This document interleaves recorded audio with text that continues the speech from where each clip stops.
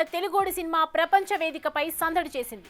ఇప్పటికే 2 ఆస్కార్లని టాలీవుడ్కి అందించిన triple R cinema ఇప్పుడు మరోసారి లండన్లో రీసౌండ్ చేస్తుంది.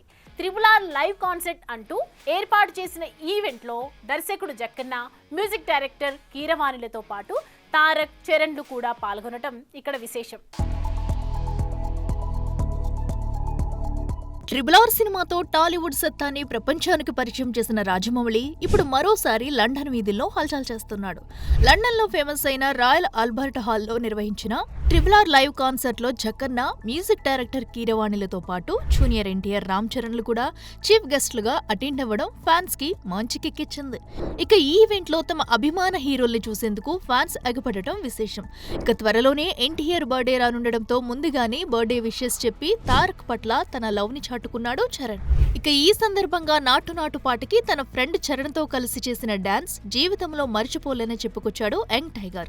ఇక చిరంజీవి గారు, బాబాయ్ బాలకృష్ణ మంచి డాన్సర్లు అని వారిద్దరూ కలిసి ఈ నాటు నాటు పాటకు డాన్స్ చేస్తే చూడాలని ఉందని, అది చరిత్రలో ప్రధానంగా నిలిచిపోతుందని తన మనసులో మాటని బయటపెట్టేశాడు తారక్. దీంతో ఆడిటోరియం ఒక్కసారిగా అరుపులతో దద్దరిల్లిపోయింది. అయితే ఈ ఈవెంట్ కోసం త్రిబుల్ ఆర్ టీంతో మహేష్ బాబు కూడా కలిసి వస్తాడని ఫ్యాన్స్ ఆశించినా రాకపోవడంతో కాస్త డిసప్పాయింట్ అయ్యారట మూవీ లవర్స్. ఏది ఏమైనా బ్రిటిష్ వారికి వ్యతిరేకంగా రూపొందిన ఈ సినిమా బ్రిటిష్ వారి సొంత దేశమైన లండన్లో వారి సమక్షంలోనే కలిసి చూడటం విశేషమని చెప్పాలి. For more videos like this, subscribe Big TV channel.